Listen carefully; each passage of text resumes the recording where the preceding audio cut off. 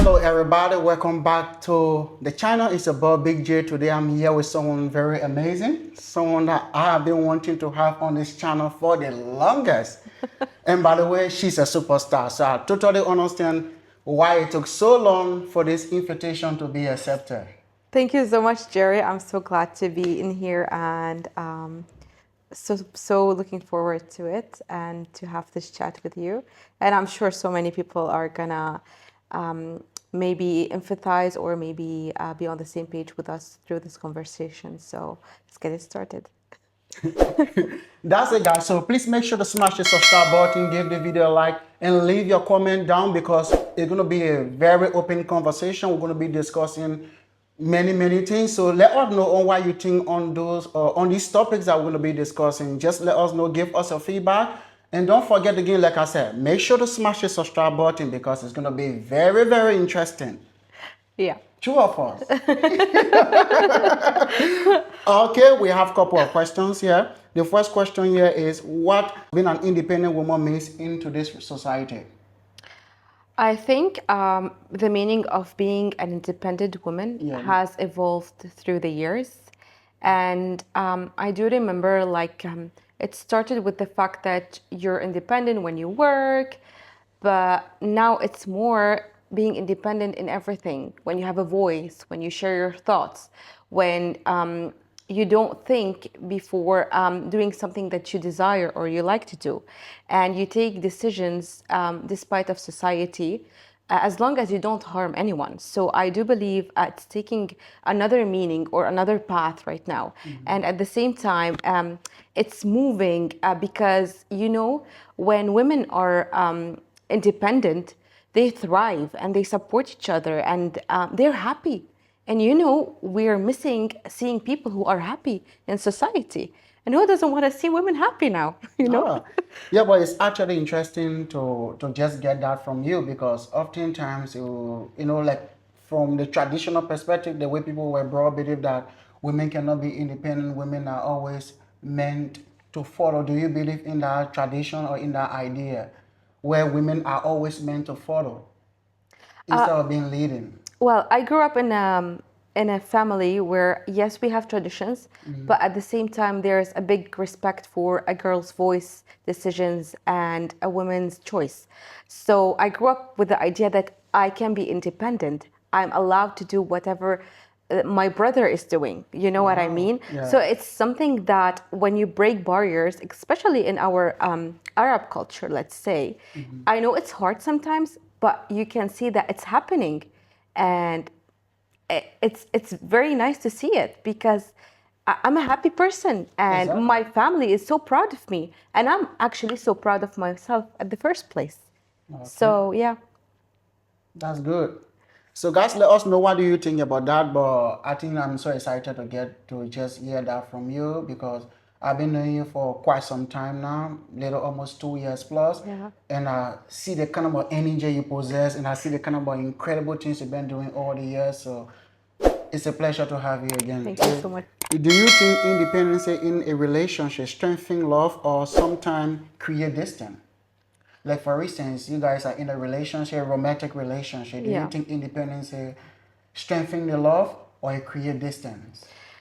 When you have a partner in life, and I would put it in a bold, a partner in life, because partnership is very different than having a relationship. When you have a partner who will understand your what you bring to the table, your values, your qualities, your strength, and so on, I think they would cheer for you if you're an independent person.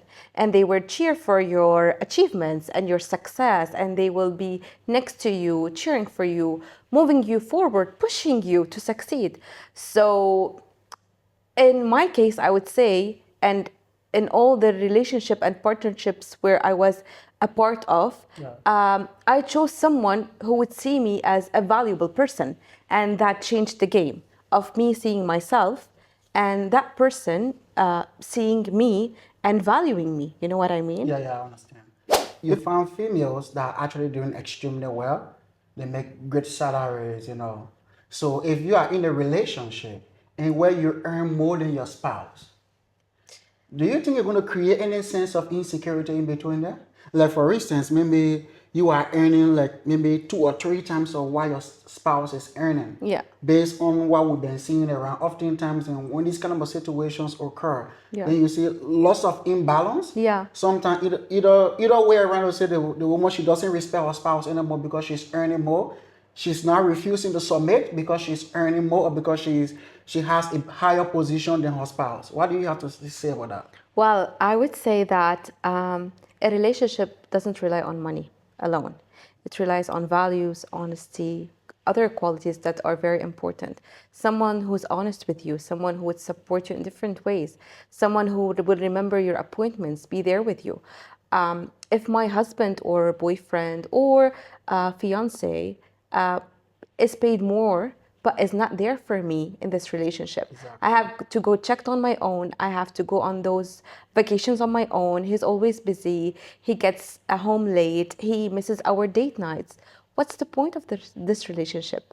So money is not a talk in here because it's partnership. All right. And it's never 50-50. Some days it's 90-10, and some days it's 50-50, and some other days it's 60-40.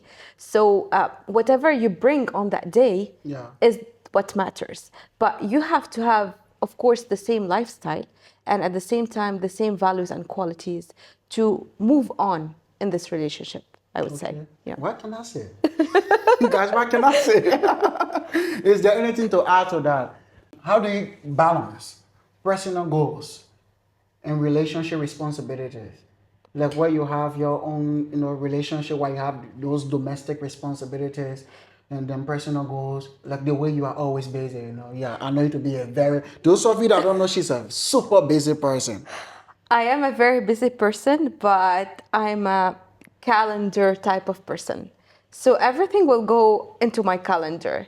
Like, I try my best to prioritize everything at the same time. Like, I would not miss my nail appointment, and at the same time, I would not miss a night in when I have movie with my boyfriend or fiance. So it's all about balance, I would say. And at the same time, when the other person understands your lifestyle, as I said before, Exactly, yeah. it would make life easier. Like, it would be very easy when he calls, he'll be like, hey babe, at what time will you finish your nails appointment? Do you have a girls' night tonight? And if I say yes, he will not be bothered or annoyed. He'll be like, okay, I wanted to go out with you tonight, but we can postpone it till tomorrow. Or maybe I'll say, I'm very tired tonight. So he'll be like, let me have a takeaway and we can have movie night. So it's not me who always needs to balance these things. Mm-hmm. It's another round, like, two ways, yes, kind of thing. Yeah. So in short, meaning there should be an open communication. There Definitely. should be a room for real communication. 100%, yeah. Number one, I need to be that you guys need to communicate about. You guys should be able to understand your values. Like what drives you, what motivates you. Like your emotional maturity, how mature you are emotionally. Because what I observe sometimes, not that people in relationship, both sex, they want to be irresponsible. Yeah. But sometimes you find out that you have somebody that is 32. Yeah.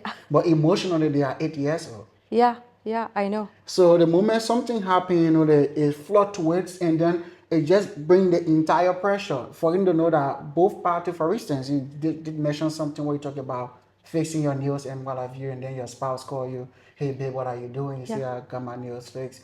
But you know that some people, if you turn them down, they will say she's turning me down, she's not being respectful to me. Now Yes. I saw her and she's just going out with the girls. Yeah, exactly. So at the same time, I would respect when he goes out with the boys on a Saturday night. You know what I mean? Yeah. So maybe on that night I will not go out anywhere, and he'll gonna have that boys' night out with his friends, and I'll be very happy to stay at home, just to stay at home and relax.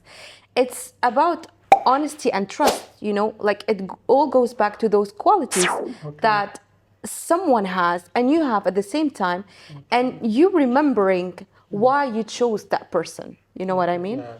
But what do you do? For instance, you have a girls' night and you are going out, and then your spouse happen to call you and tell you, hey, I want us to have something, I want us to have a real talk tonight. Yeah. I need to cancel the girls' night. How do you react to such situation? I would definitely prioritize that, because if he's telling me or asking me to do so, he has a valid reason. Because me knowing that when I go out with the girls, he trusts that, and he will be like, go have fun and enjoy it, just text me when you're safe and when you're there and when you're coming back. If he wants me to stay and have a talk, I know that's serious. And sometimes it's because he has a surprise or he has good news, or maybe there's something going on and he wants to share. Okay. And I would definitely respect that and stay and cancel that girl's night, because that's totally fine, you know? So in short, you are saying that no matter how obligated you are when it comes to apart from your job, Yeah. but once it comes to the social aspect, Yeah. your relationship should always be number one. It should be, because you chose to live with that person. You chose that person. And there's a book that I'm reading right now, and one of the chapters says time wealth. Yeah.